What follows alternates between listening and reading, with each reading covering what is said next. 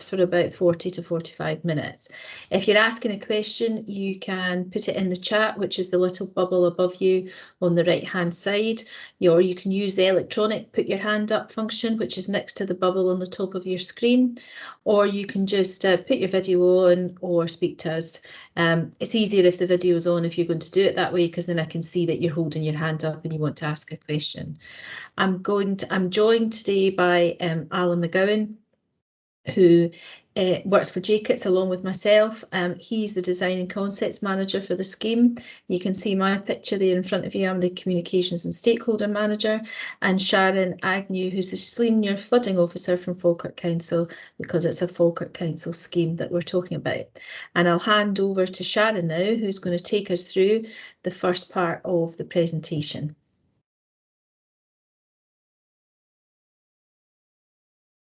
And you need to take your mute button off, Sharon, sorry. First mistake. Thanks, Julie. The sections we'll look at today are shown here. We've got the scheme background, development of the solution, the construction phase, community involvement, next steps and questions. So we'll run through some slides for each of these sections and give you a bit more detail on each. So first of all, we have the first section, we have scheme background. Yeah, sorry, I have lost my screen here.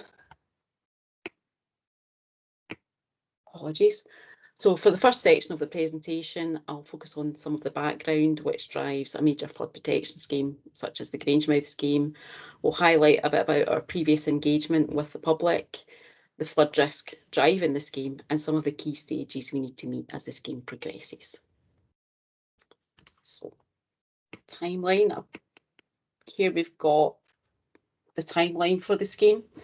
As you can see, we're in 2021 and the scheme's already been in development for 5 to 6 years. During that time, the project team have gathered a lot of background information, which has enabled the flood risk to be modelled and the potential solutions that we have here today to be investigated. During the option appraisal stage, we held some community exhibitions. So that was back in 2018 and 2019. Which helped us shape the nature of the flood protection solutions that are currently being developed, but we'll go back to that later on. So you can also see here that we've highlighted a number of opportunities for continued public engagement over the rest of 2021 and into 2022 as the outline design is finalised. So this is not the start of the journey, and you can see that we're by no means near the end. So in total, the scheme development is likely to last about 10 years. And even once we commence the construction activities, perhaps around about the mid-2020s, the phasing and the delivery of these packages is going to be somewhere in the region of 5 to 10 years to complete before we see everything on the ground. We could just move on, Julie. So I'd just like to recap on some of the feedback that was provided in the previous sessions and how the project team has taken these on board. So probably the most significant feedback came from their 2018 event, which helped determine and shape how the design team progressed. The event presented a number of options for flood defences to protect Grangemouth from both river and tidal flood risk. Particularly, we focused on that event about options around about what happened in the area around Zetland Park. The majority of people voted for the option that reduced defences along the upper part of the Grange Burn, i.e. no defences between Rannoch Park, which we're talking about today, and the Zetland Park area. So these are the fluvial defences that, well, not in the tidal zone, but in the area influenced by river flooding. And they also chose an alignment which was quite close to the Grange Burn rather than an alternative, which would have seen flood defences around Zetland Park, and the park would effectively be underwater in an extreme event. So we progressed that option, the one that was most voted upon, and developed that to what we're going to show you tonight. In addition, at that time, the public asked for more information on the proposed scheme and for further engagement prior to the scheme. So in response, we've set up our new website, which many of you have been on, and there's a lot more information on there, and there's a lot of the information that you'll see tonight is on the website. And we also have some social media channels. We use Facebook, Twitter, and we also have videos on YouTube that can be accessed through the website. So we will be moving on. So, sorry, source of flooding. It's okay, Alan, sorry. I'm working off a laptop here, so it's rather small. So this slide here shows the source of flooding. It shows a graphic of the extent of flooding from both river and tidal impacts in the scheme area. So we've carried out extensive analysis over many years and reviewed a lot of information, the best information, on rainfall, sea level. We've worked with other agencies and taken on board the best scientific evidence to determine the risk affecting Grangemouth and the surrounding area, and this has been verified by both SEPA work and Scottish Government work as well. So the areas here that you see in orange are affected by the tidal zone, so they're affected by water from the Firth of Forth estuary coming out from the North Sea, affecting flood risk, and we also have the upper reaches are affected by fluvial flooding, affecting directly rainfall falling on the surface and making its way down the catchment into the Grangemouth area. So if we move on there, Alan. So sometimes it's a question we get a lot of the time is, why do we need a scheme? We've never been flooded. Well, it's true to some extent. You can see some pictures here from flooding that's happened in the area. But it doesn't mean that there isn't a risk. Just because there hasn't been any flooding, it doesn't mean that there isn't a risk to Grangemouth. We know from the modelling and the extensive studies that we've done that there is a definite risk. And in the case of Grangemouth and the surrounding areas, we've just been very fortunate to not have experienced one of these extreme events and had the catastrophic flooding that we've seen elsewhere in the country.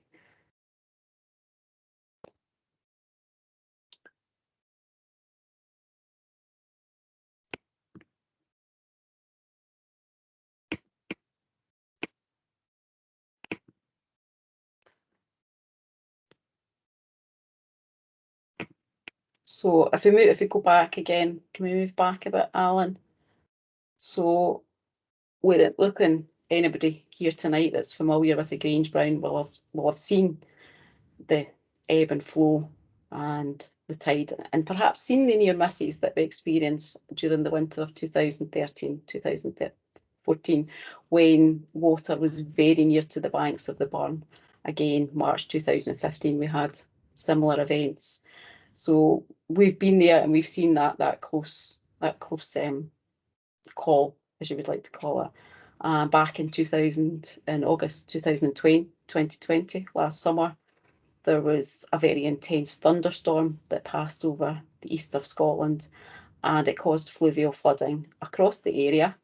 The impacts weren't felt fully within Grangemouth itself, but at that stage we did on the Avonburn, the River Avon at Polmont Hill, experienced the highest recorded flood levels on that watercourse. So the map that you can see demonstrates that extent of flooding which could be experienced across Grangemouth and the surrounding area, and that is what we call a 1 in 200 year event. This is the event that the scheme aims to deliver protection for. So, as you know, that terminology can be a little bit confusing. It doesn't mean that it happens every 200 years. It just, in terms of probability, it means there's a 0.5% chance of that happening every time we have a big rainfall event. So it can happen next week, it can happen next month, and it can happen in several years' time. Can we move on, Alan? So you can see here the impacts of climate change on flooding within Grangemouth. You can see the blue, which was the 200-year that we showed on the previous slide, but we've also added some green, which depicts what could happen if climate change predictions are realised by 2080. So this side shows the east of the schema area, and in addition to the port and the industry, you can see that the flooding within the heart of the Grangemouth community, the risk there increases dramatically, and the number of residential properties affected by flooding would rise from current predictions at 2,600 to approximately 5,600 properties. So there's a big jump in the number of properties affected. And again, the number of commercial properties can rise from about 330 within the blue area to about 550, which are covered in the green area. So if you go back to our scheme website that I mentioned earlier, these maps are available. You can zoom in, you can have a look around, the links are there. So you can take some time and familiarise yourself with them if you've got an interest there. So if you can move on to the next slide, Alan. This shows the area out with Grangemouth. So as we know, the Grangemouth scheme covers an extent all the way up into the River Carron and Barbuck at the viaduct, Stirling Road, the A9, where we address fluvial risk. So the evidence of climate change here is not quite as obvious because we're talking about fluvial flood events. So we're talking about rainfall events in the river catchments as opposed to the tidal events that affect Grangemouth. So from that, we can take that the biggest impact on Grangemouth itself from climate change is the rise in sea level and the fact that the area is relatively low-lying. As we all know, Grangemouth's quite flat and we're on that coastal strip there. We could move on. So this just gives you a feel for the amount of people that are included as within our stakeholder list, as you might expect from a scheme of this scale and complexity. There's a wide range of interested parties that we need to keep informed. And this is just a few of them and the ones that we're currently engaging with. As I stated previously, the engagement process began a few years ago and will continue throughout the development phase leading up to the formal scheme in 2022 and beyond. So the next 6 to 9 months is key to ensure that as many of the local people are fully aware of the scheme and you have your opportunity to provide comment and engage with us. To date tonight, it's maybe not quite as easy to communicate. We're restricted to communicating a digital platform, so there's that. No face-to-face contact, so those conversations are slightly more difficult. But as we move forward and restrictions ease, we hope to be back out in the community and hold some more face-to-face events. We will always continue to engage digitally because there is people within the community that like that form, but we appreciate that there's many that we need to include on a face-to-face basis. So even once the scheme is confirmed and we begin looking at the detail and the construction phase and how we deliver these defences, there will be ongoing dialogue with communities and businesses within the town and the wider scheme area. So we intend to keep everybody informed. So I'm going to hand over to Alan now, and he's going to let you know a bit more about what the scheme looks like and how it will be constructed. Okay, thanks. Thanks, Sharon. Sharon said I'm going to run through the sort of development of the scheme today. Initially, looking back at some of the options that were considered in 2018, 2019 as part of the option appraisal process, but were discounted before moving on to look at the current proposals in a bit more detail, and we'll look at some plans that show the location of the defences and give some information on heights before looking at sort of some 3D cross sections and apply through that maybe illustrate that a bit easier, maybe make it a bit easier to visualise what's currently proposed before sort of touching on some of the environmental aspects of the project. So there are a number of different ways in which sort of protection from flooding can be achieved, but not all these different options are viable or practical, and it can depend on a number of factors, including the sort of source of flooding, as Sharon talked about before, that some measures are more appropriate for tidal flooding than river flooding and vice versa, and also the availability of space to construct some of these solutions. We're working in an urban environment, and often there is limited space to construct defences, and also just due to this industrial nature of the industrial nature of sort of Grangemouth, that there are many pipes both above and below ground and cables that form sort of fairly major constraints in terms of what we can actually do. So the main options, that this isn't by far all the options, but just to bring out a few of the options that we looked at relative to this area. I suppose it's worthwhile going back just to that plan that Sharon showed with the source of flooding. So looking specifically at the sort of Rannoch Road, Rannoch Park area, the real risk of flooding in that area is from the watercourses themselves, which is really due to the volume of rainfall that's falling in the catchments and upstream of these areas. So it's not tidal flood risk we're dealing with. So in this particular area, the use of a tidal barrier would serve no purpose because we're not looking at tidal flood risk. So that's an example of one of the options that just wasn't suitable based on the source of flooding.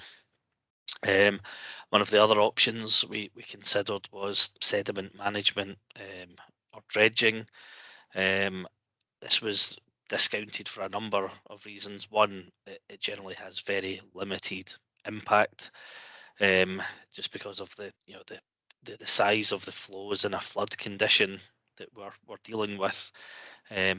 Those that are familiar with the flood relief channel in Grangeburn, the sort of typical flows that you would see there in probably a day like today, a relatively sunny day. These flows are tiny in comparison to the flows that we're dealing with in that 1 in 200 year flood condition. On the flood relief channel itself, we're looking at dealing with flows equivalent to about 30 tonnes of water per second flowing along the channel. So the actual impact of any dredging is fairly insignificant when looking at those flows. And there's also the sort of sustainability question. That's the rivers and watercourses from we'll try to reach a state of equilibrium where they're in their natural state, and by dredging you're changing that. But often what you find is after the first high flow event, the river will almost try to return back to the way it was before. So dredging, if it was a suitable option, it's something that you just have to keep doing time and time again, and that that could be almost annually that you would have to be doing that.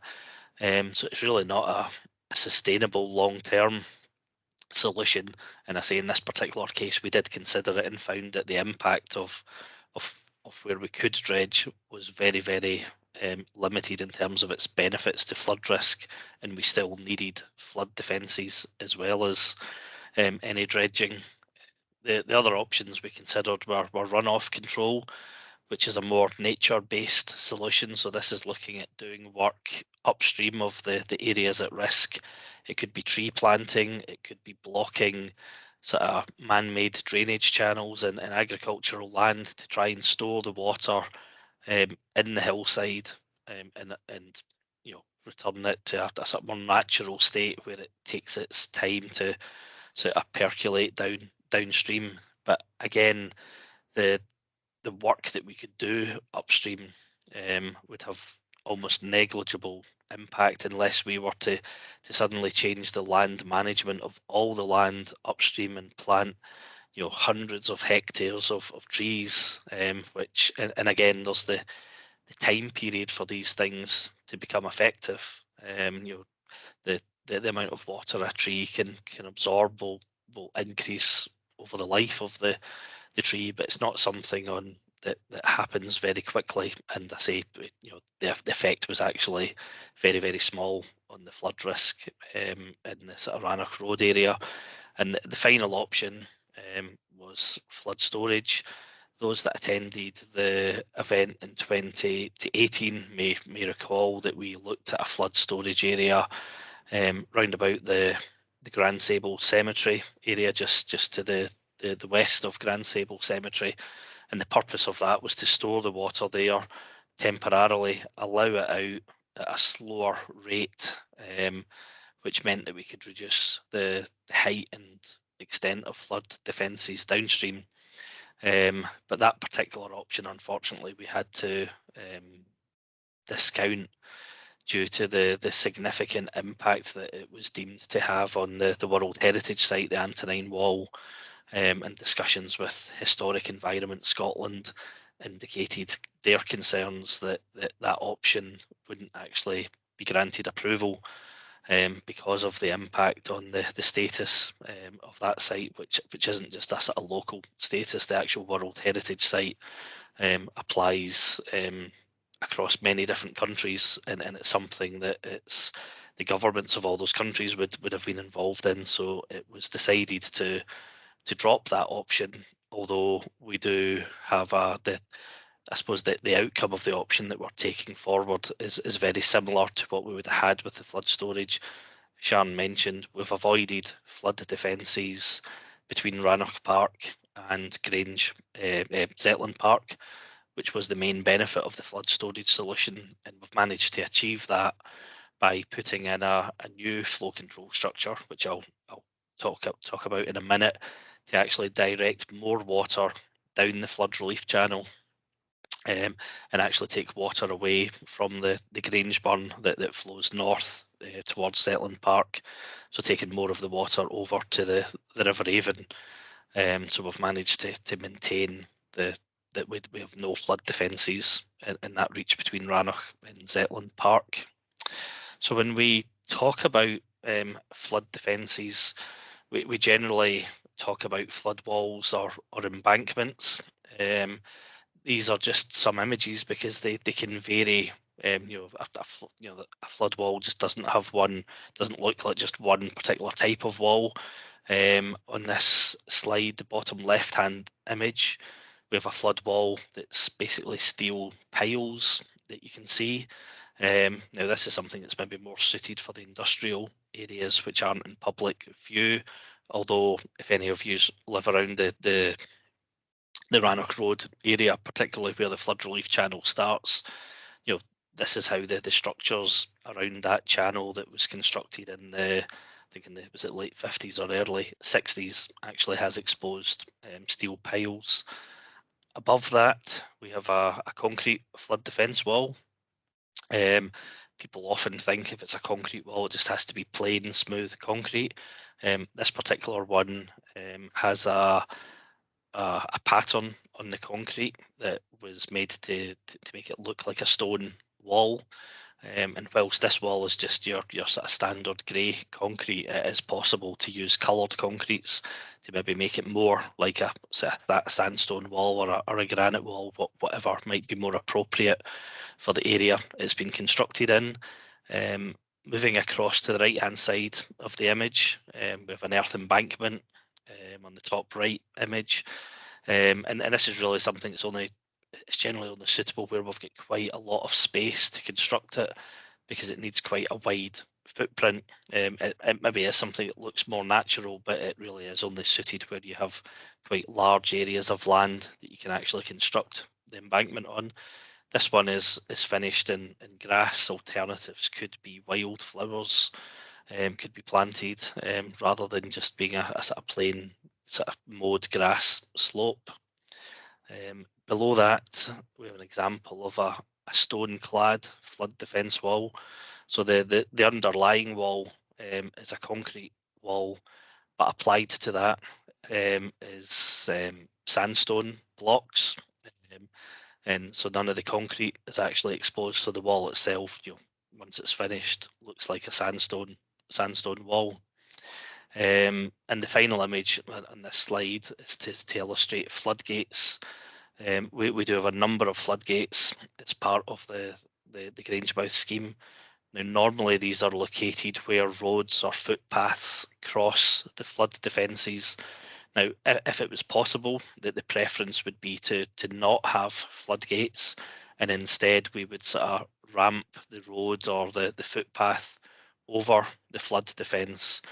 But you can see here, the flood defence is close to the floodgate is close to the height of a person in this example.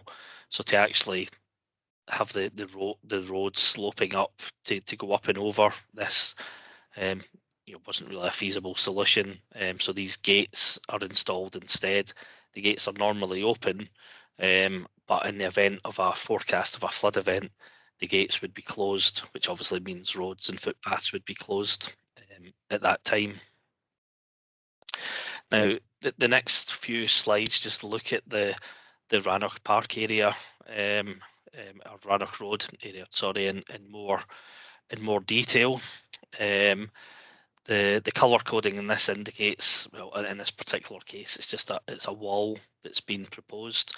So we're proposing a flood defence wall that would basically run along the middle of the existing embankment that's to the north of the flood relief channel. And I'll come on to just the proposed heights of that in a minute. On the far left-hand side, just put on my pointer, you can see here that whilst we've shown the wall is crossing the Grangeburn, this is actually a new flow control structure.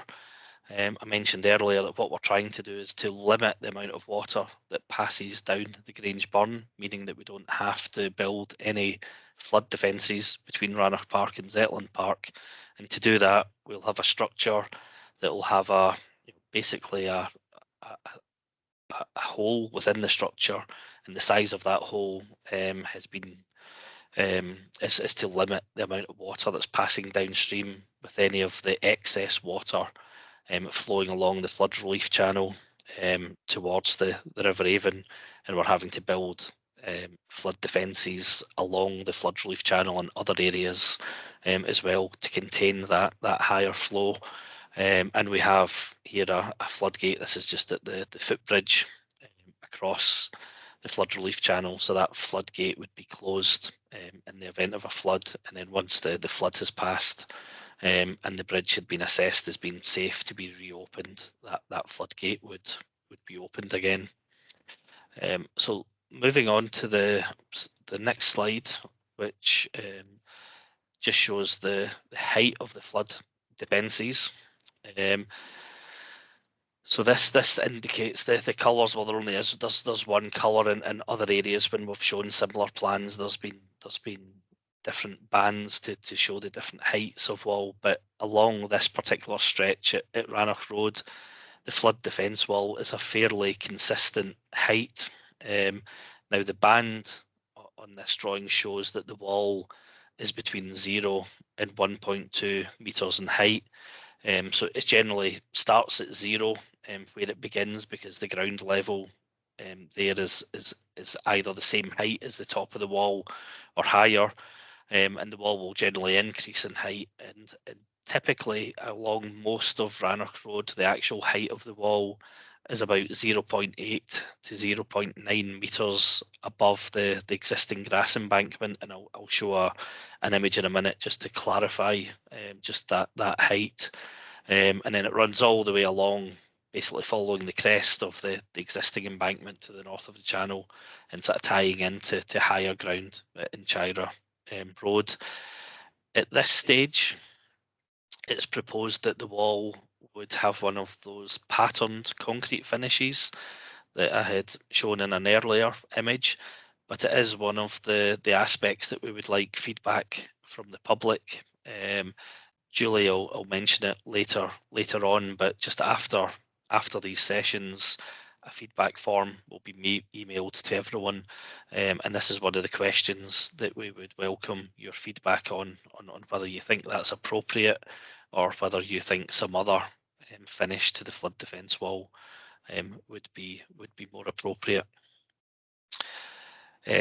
So this is to try and just to illustrate this. This might be a bit easier for people to understand. So this is almost like a sort of typical, if you could take a slice through the flood relief channel in Rannoch Road, typically what it would look like. So on the far right of this image is Rannoch Park itself. We then have the flood relief channel in here, and then we have this existing embankment that was formed when the flood relief channel was constructed, and along the sort of bottom of that is an avenue of trees, and then we have Rannoch Road itself.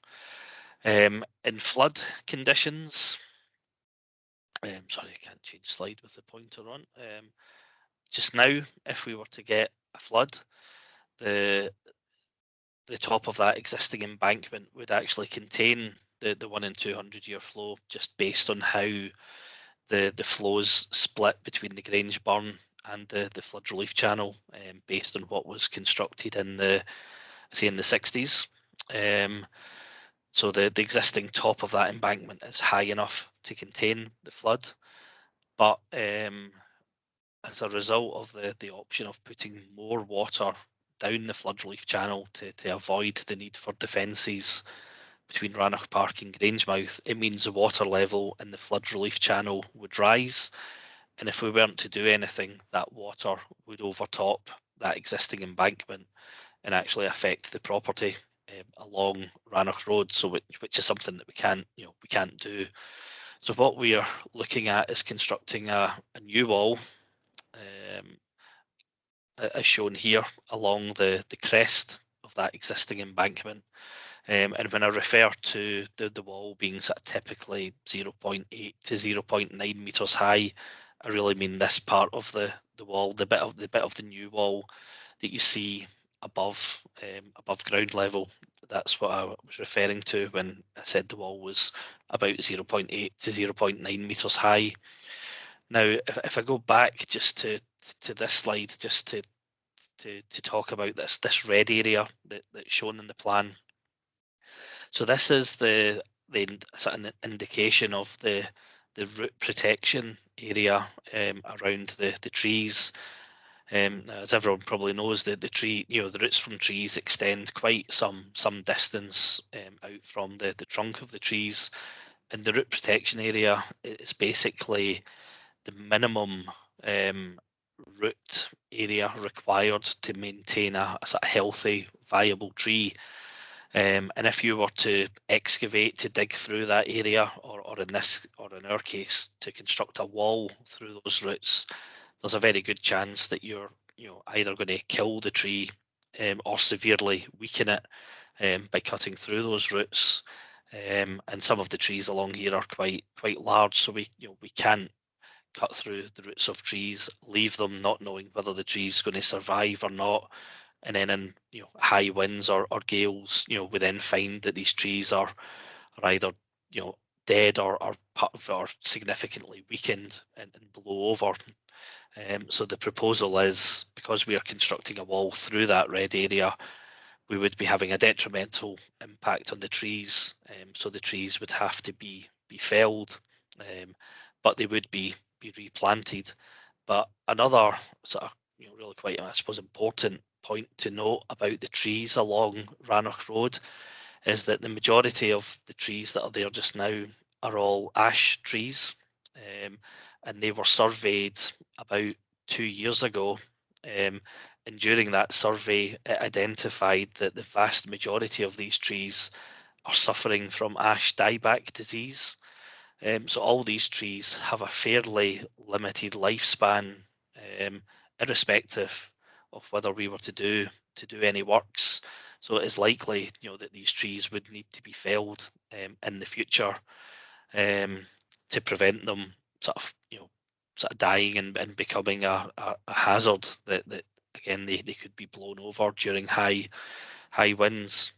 So the trees, whether we do any work or not, these trees would have to be felled at some point in the future. So just going back to the image showing the sort of completed sort of flood defences, you can see here that we've shown a sort of line of trees being replanted roughly in the same place.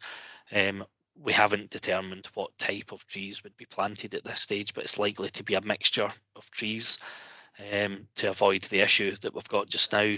We have basically a single species of tree, ash trees, that have been planted. So as soon as one of them gets a disease, it very quickly spreads to them all. So planting a mixture of different tree types would help avoid that happening in the future.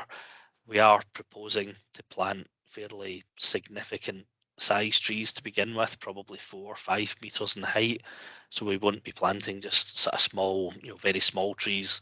These will be quite substantial, so that the impact, the visual impact of losing the trees is mitigated quite quickly.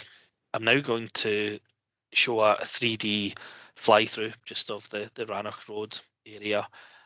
As Sharon mentioned, all of this information will be available on the website after these events are finished. This literally, I think this just takes about a minute, this fly through, because it's just the Rannoch Park area.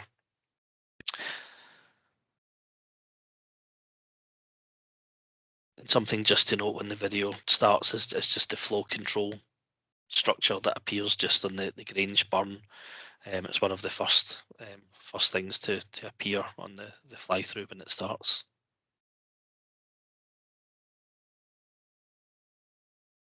So it's just going to be labelled here, this new flow control structure is what would prevent excess water going down into the Grange burn.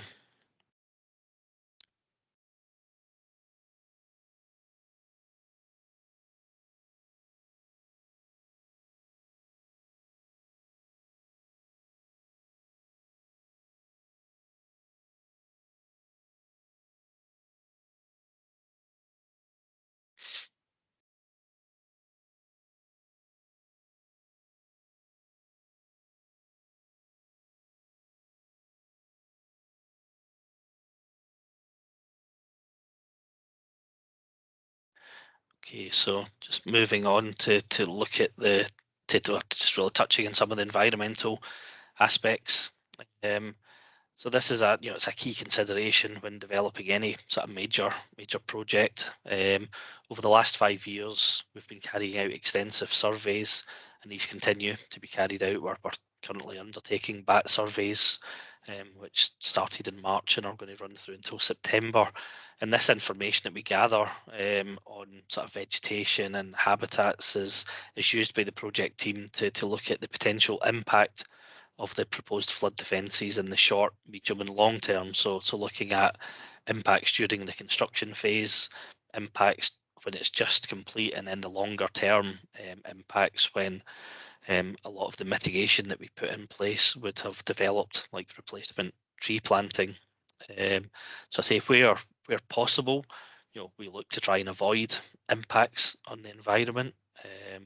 That might be by timing when we carry out work, avoiding certain areas at certain times of the year, but quite often it's not possible to avoid all those impacts, and mitigation then has to be developed, and this might be carrying out replacement or creating enhanced habitats, or again just even in the methods of working to reduce we'mpact.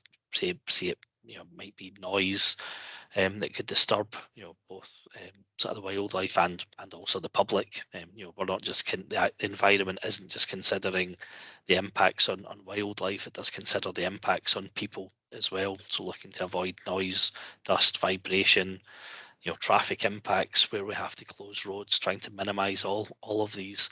So these are all considered as part of an environmental impact assessment. And the mitigation for that is something that would be delivered during the construction phase. But we also do look at the potential opportunities that the flood protection scheme may bring. It's a long linear scheme along these water courses.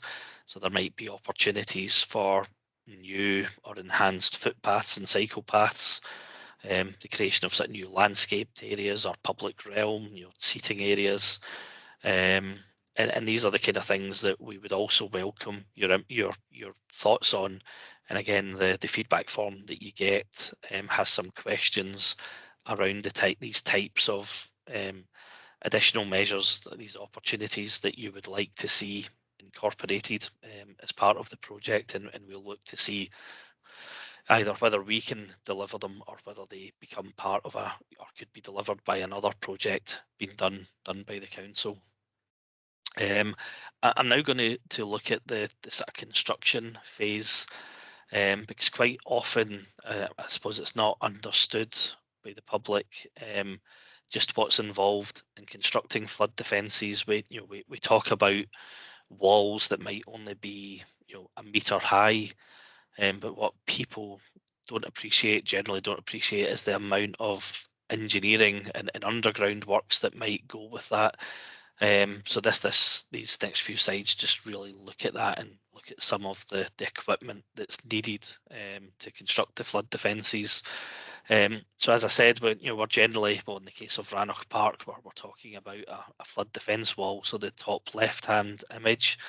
So if you just look at this sort of sketch, what you see above ground, is relatively small, a thin wall. That could be quite similar to what you have around your garden, but below ground there's usually significantly more work or more parts of the structure that you can see. These flood defences need to be able to withstand fairly significant forces from water. They obviously have to deal with water that overtops the riverbank and stop that flooding properties. But we also have to look at, they also have to prevent water flowing through permeable ground, say underneath the ground, and that's what we're indicating on this sketch here, is that we would have some potentially steel piles going quite deep below ground, and that's really to stop that flow of water through, say, sandy, gravelly material that could still cause a significant flood risk. The sort of bottom left, bottom right hand images just show a typical sort of small flood defence wall and embankment.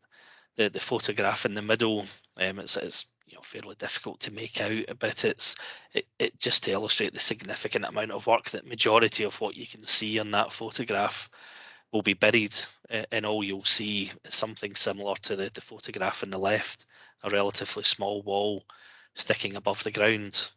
The next few slides just really illustrate the type of equipment and again space needed to construct these. At the top left-hand image is to illustrate where, we quite often come across this, that because houses or other development has been built right up very close to the river, that the actual only way to get in and build something is to actually go in the river itself. So we've created a temporary platform here, which the excavator, the bit of equipment, the yellow equipment in the background sitting on. So all of this area is temporary rock that was brought in, and once the flood defence wall's finished, all of that is taken back out again and the river channel restored. The image to the right shows these steel piles that I've been talking about being installed, and this bit of equipment just in the background is what picks up those piles and basically pushes them into the ground. But you can see here from sort of one side of this is on a road that's been partially closed, but from one side to the other, there's probably about 8 to 10 meters of space required to both install these piles and then to carry out the follow-on work, which is the forming of the concrete wall on top of the piles, which the photograph below shows. The bottom left and bottom right hand image, these are of the same area. We're obviously building a flood protection scheme, so one of the risks that we have to consider is actually flooding during the construction phase. So looking at the right hand image here, you can see the river, on the right hand side. In this particular case, the contractor installed this temporary line of piles, which was to offer them some protection from the river. But as you can see, when when there's enough rainfall has fallen, the water is just higher than those piles and floods the area that contractor is working in. So he basically just has to stop work for that period of time. When the water level dries down, we then have to just inspect, make sure that everything's safe. There's generally a need to clean up debris that's been deposited, and construction work would carry on. But I say the main purpose of these images is to show that the wide area that's needed, because again, it's quite often it's not understood that that this is major civil engineering construction work that requires large plant and equipment, and we need enough space for that plant and equipment to operate safely when we're constructing these flood defences.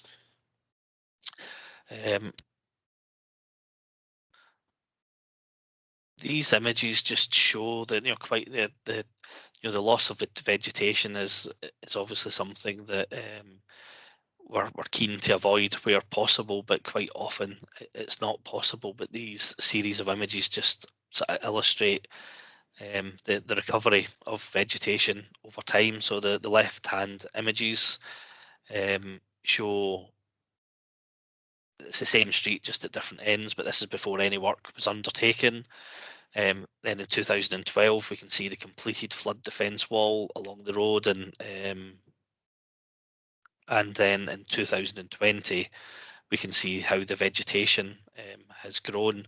Now from 2000 to 2012, fairly small trees were replanted in this area. We're certainly proposing to install much larger trees, so the recovery shouldn't be as long. But you can see in 2020 that the vegetation that's shown here in 2008 is very similar, that it's almost back to where it was. The bottom image, these trees aren't as tall as the trees that were there before, but that was a deliberate choice. That the people living in the tenement flats opposite these thought the trees were too large. They shaded out sunlight to a certain extent, and presented other issues that people had to deal with along there. That the sort of aphids and branches falling from trees, and storms and the like. So they were keen that trees were replanted, but they just weren't replanted, or they weren't the same type that would grow to the same height. And these are just some other examples of completed flood defences, and shows what can be achieved. They don't all have to look the same. This top left hand image is from the Brecon flood protection scheme. In this particular part, this incorporates community artwork, and again, that's something that we are looking for your views on. That would you like to see sort of artwork incorporated as part of the scheme, and that that artwork would be appropriate to the different areas and their heritage, and it's something the community could be involved with in the design of that artwork. The image to the right hand side, it's just an example of the reinstatement of private gardens. All these gardens were completely disturbed during construction. You can see the wall just to the right hand side of this image. All these gardens were disturbed, but then reinstated, with the sort of reinstatement being discussed with the individual landowners. In some cases, some of the landowners opted to do the reinstatement themselves and were compensated for the cost of that. Others wanted the contractor who was building the wall to do the reinstatement, and again, that's something that we would discuss in due course with those that are affected, as how the individual areas are reinstated. And again, we just have another couple of examples of the far right images, the sort of concrete wall, stone wall in the middle image, and the bottom left hand image is from the Selkirk scheme in the Borders, which is a combination of a flood embankment on the left hand side of the image with a footpath on top, flood defence wall in the background, and this actual small water course was sort of re-meandered, so it had been straightened historically in the past. so it was put back to a more natural sort of plan shape with bends within the watercourse, and these tubes you can see out the ground are just where some small trees had been replanted. So I'm just going to pass over to Julie, I think, who's going to do the final 2 slides before we move on to questions. Yeah, thanks, Alan. This is a slide really in front of you that just talks about the community involvement and what we're looking for. So we intend to have further online events. There's a potential to have those kind of meetings in smaller groups where there's particular issues or particular feedback that people particularly want to give us. And we're very hopeful we'll be able to have public exhibitions later on in the year when, as long as COVID restrictions allow. As part of the scheme, we've got a STEM education programme that runs alongside and should start hopefully in 2022 to allow us to do some school learning about flooding, to work with the children and do hopefully educational visits again, with COVID allowing us to do so, offering some work experience as well, and then hopefully having a final competition from the STEM programme, which will run in conjunction with, hopefully, with the Science Festival that's run in Zetland Park, so the children get along and get their prizes then, just to make a bit more about it and make them feel a bit more special. We also hope to have a coordinated approach as we're running the scheme, because we're aware, and the council is certainly aware, that there's quite a lot of schemes of different varieties ongoing in the local area, like the Falkirk Plan, Growth Deal, the Town Centre regeneration, and some of the local housing strategy, and we'd be hoping to try and coordinate that approach with them so that you're not having lots and lots of contact with lots of different people about things happening in your local area. And eventually we would hope at the near the end or in the construction phase of the scheme, then we would be able to engage local suppliers to supply us with what we need to build the flood defences and employment opportunities for local people. But as Alan touched on, we will be looking for your feedback at the end of this session today. That will be a feedback form that will be emailed out to you, and we want to know the kind of things that you would like to see that the scheme could provide. So that's wall finishes that Alan has talked about, seating areas perhaps along the length of the walls, pathways, landscaped areas, community use of wood. If we have to take any trees about, is there something we could do with that wood that would help locally? And we really welcome your views and ideas on all these topics. And I'd appreciate if you can give us some feedback tonight, or again, when you get the feedback form into your email address. Thanks, Alan. And this is just a slide to tell you what happens next. So we'll have the feedback period. You'll have some time to send us back those forms in July and August this year. We'll have continued engagements events in the autumn going onwards. Hopefully that public exhibition in spring 2022. And as we move towards the scheme notification, which is the legal bit that we have to comply with in summer 2022. And of course, if you don't want to ask a question tonight, or you think of something later, you'll be able to find all this information on the flood scheme website, which is detailed in front of you. You can follow us on Twitter, or you can always email us as well at the address in front of you, which is also detailed on the website page if you need to get in touch with us or any issues that we maybe haven't covered tonight. Now we're going to move to questions now. Again, I've got a couple of questions in the chat. For those who are maybe a bit late joining us, you'll see the chat function is above you in the bubble if you want to write down your question, or you can put your hand up on the little hand up, which lets me know you want to say something, or you can just wave at me on the screen if you've got your camera on, and then I'll come to you. But I'm going to take John Miller's couple of questions first that are in the chat, and Alan, you probably are best placed to answer the questions, but Sharon, you might want to add in as well. So John's asking, does the culvert below the Enshire Road provide a restriction to forward flow further towards the Avon? And his second question is what happens to the floodwaters that flow over the south embankment and end up in Rannoch Park? Alan, do you want to start us off? Okay, yep. So the existing culvert under Enshire Road is, it's the capacity of that is taken into account within the hydraulic model. There is, it's John probably knows, there's numerous crossings of the flood relief channel, and it's actually quite flat, the channel itself.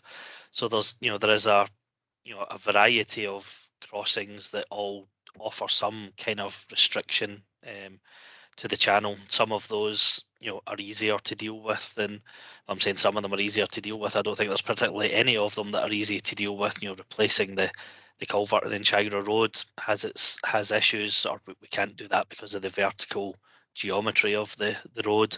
Further downstream, we have numerous pipe crossings, which again, some of these are fairly significant pipes associated with either Scottish Water or the refinery. So we've taken account of the restrictions that they pose in the analysis that's been done, and I suppose the height of the flood defence wall reflects the restrictions posed by those structures. In terms of the water that would now enter Rannoch Park, we haven't determined exactly how we're going to deal with that yet, but we will be putting in measures that enable that water to drain down once a flood event has passed. I'm assuming that's the basis of the question, that we're not going to just leave the water in the park and hope that over a period of days or weeks that it seeps into the ground. We will be looking at putting in measures, whether that's additional drainage and some low level outfalls with flap valves that would allow that water to drain into the flood relief channel, or it may be that we have to incorporate some sort of pump with that as well to drain the park after a flood event. Okay, I hope that answers your questions, John. Falkirk East CLP is asking, piling causes significant noise and vibration. How will this be mitigated against, and how will the damage to adjacent houses be prevented? I would say that, in terms of how we install piles, technology has moved on significantly over the years. It's you get different types of equipment, and the choice of equipment that we use will reflect the location of the piles relative to property or people.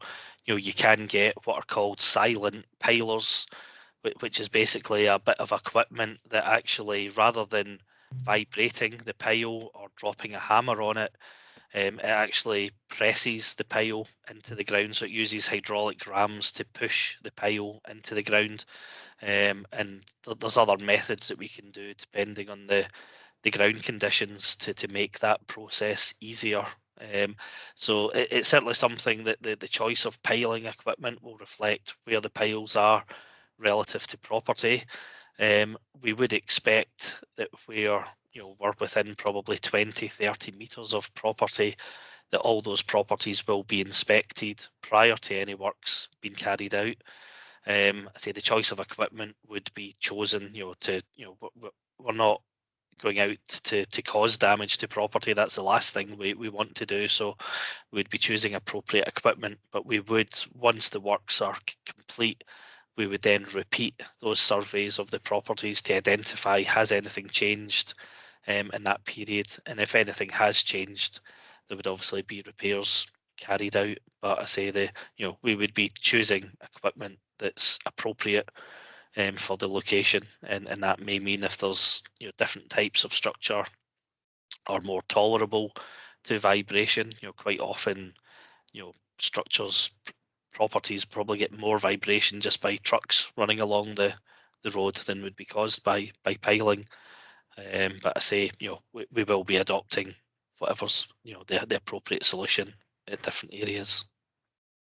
And John's got his hand up, and I can see him on his screen. John, do you want to take your mute button off and ask your question, please?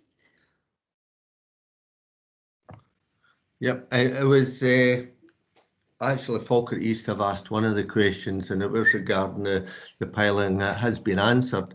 I think the other thing apart from the piling is, Alan, when you were talking about, you talked about the amount of space that's required. And certainly on the Rannoch Road side of the banking, there's not a lot of space there, in terms of machines and whatever else. And I'm not sure how that would be accommodated. And a wee small thing, but it's important.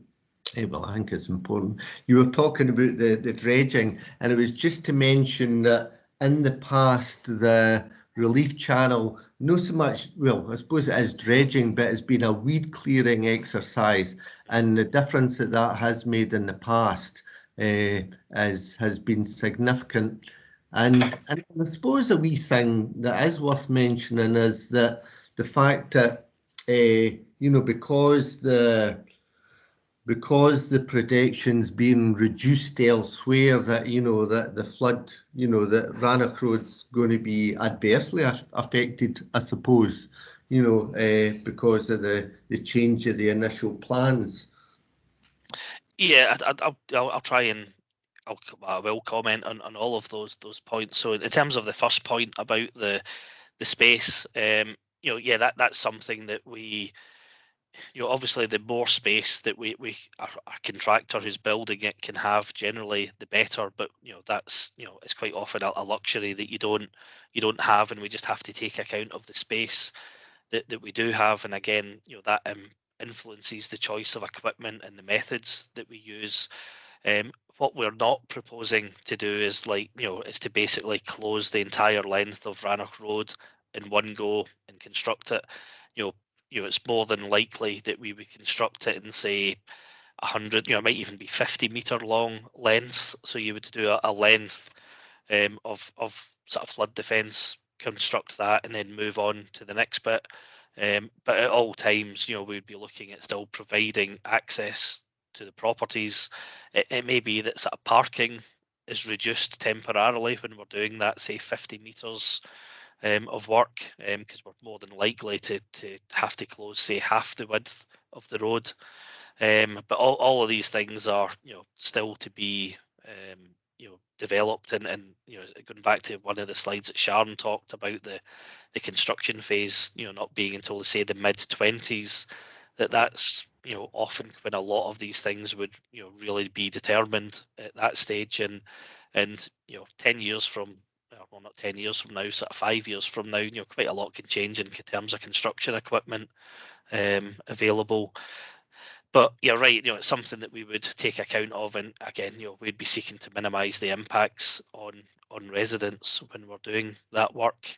In terms of the flood relief channel, yeah, I know that that's something that has been, you know, cleared. You know, probably, I think it was maybe 10 years ago, possibly, Sharon, that really started the work to sort of clear the channel, and you know, that will have, I say, some beneficial effects. But in a, you know, in a major flood like we're talking about just now, you know, the impact is going to be relatively small, and that's the point I was trying to make with the dredging, is that the volumes of material that we can remove are very, very small in comparison to the, you know, the volume that would need to be or that would be occupied by a flood event.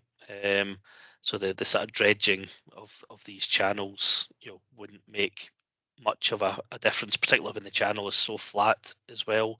There's not really much of a fall on the flood relief channel between sort of Rannoch Park and the River Avon. It is very, very flat. The final point, sorry, can you remind me the final point you made? It was just a change, you know, because you've Oh, changed. sorry, yes, Because you did say that with the original plan, you wouldn't have had to have built the wall on Rannoch Road, but now you're going to have to build the wall. So there's, you know, there's going to be all that disruption and whatever. Yeah, no, that's correct. I would say, though, that it's more than likely that we would be, even if we hadn't changed the flow along the flood relief channel. The flood relief channel was built some 50, 60 years ago, and, you know, is in need of work to be done to the channel. So as part of the flood protection scheme, you know, we would have been doing work within the channel anyway, you know, irrespective if we were building the flood defence wall along the crest, we would be doing work to the channel itself. So there, you know, there would be work in these areas at the same time. It's not as if nothing would have been done. You know, we would be looking at, you know, what we're trying to do is to construct a scheme that's going to last for at least the next 100 years. And that would involve upgrading the flood relief channel to make sure that it continues to function for the next 100 years.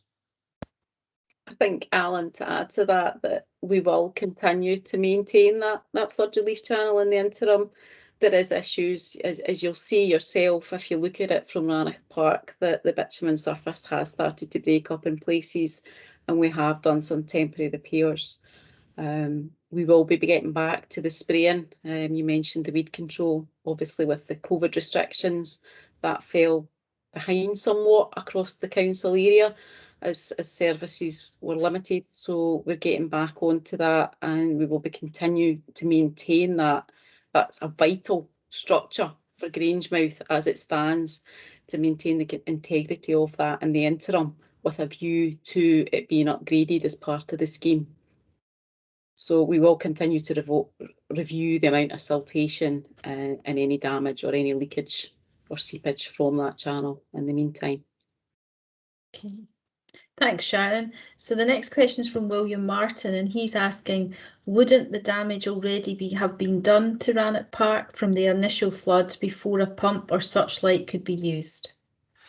I think again, based on experience from elsewhere, other schemes, allowing these open areas of land to flood is preferential to allow to flooding residential and commercial properties. So we are talking about sort of flood water entering a park for a relatively short period of time and then draining away, and and that may mean that we have to put enhanced drainage into the park to ensure that drains quickly. But that's no different to all over the country where golf courses are flooding, or where we create these artificial storage areas. I've been involved in a scheme in Glasgow that constructed 3 artificial storage areas on prime agricultural land. And that agricultural land, it's affected when it's underwater, but as soon as the water drains away, it's back in agricultural use. And we've certainly not had any complaints from the landowners. So we're not anticipating that the flooding of the park is going to cause any damage to the park. The park will be closed during a flood event, but I suspect not many people during during the types of flood events that we're talking about, which we've not seen a flood event of this magnitude. That the park's not going to be actively in use at that particular time, unless it happens in the summer, which the way climate change is going, these floods are happening all throughout the year. It tends to be that floods generally were more focused in the winter months, but as Sharon mentioned, August last year we had the highest flow on record in the River Avon.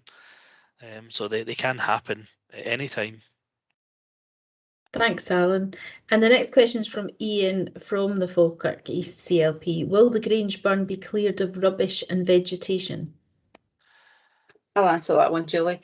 Thanks. Yeah, Ian, it's something that we do have as part of our routine maintenance. So it sits aside from the scheme. So as part of our other functions under flood risk management, we monitor water courses and vegetation.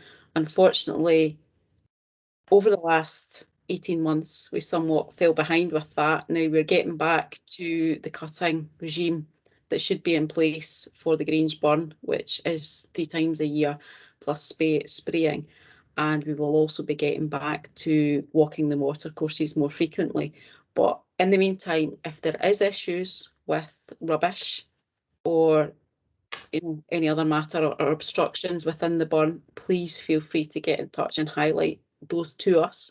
We can't be everywhere all the time. We don't always see what's happening, and sometimes the assumption that we know that there's rubbish in a particular area.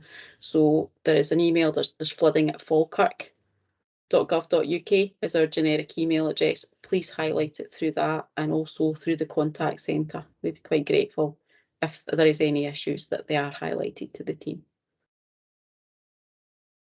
Okay, so I'm going to call now and see if there's any other questions. John, you still have your hand up. Is that from previous, or do you have another question you'd like to ask us? I think it might be previous. Oh, it's got to be. So is there any more questions that anyone on the call would like to ask? You either put them in the chat or put your video up, raise your hand, or raise the electronic hand if you if you've got a question. I think John's just trying to cheer us all up that the teenagers were swimming in the Rannoch Park the last time it was flooded. I'm sure they were if it was a free swimming pool to be able to be used. Any other questions anybody would like to raise? Any other issues? You can obviously get in touch with us on the email and the on the website, and either through Twitter or Facebook. We these are monitored so we can see if you've got any questions or issues you want to bring up. Again, I would stress that we have the feedback survey coming out to you by email, and we'd really appreciate if you fill that in as fully as you can. If you feel that you've got other issues or points that you would like to raise, then you can do that through, more fully on the email addresses in front of you. And if there's no more questions this evening, I will end the call. I'll give it one last minute to see if anybody's thought of anything else they would like to ask.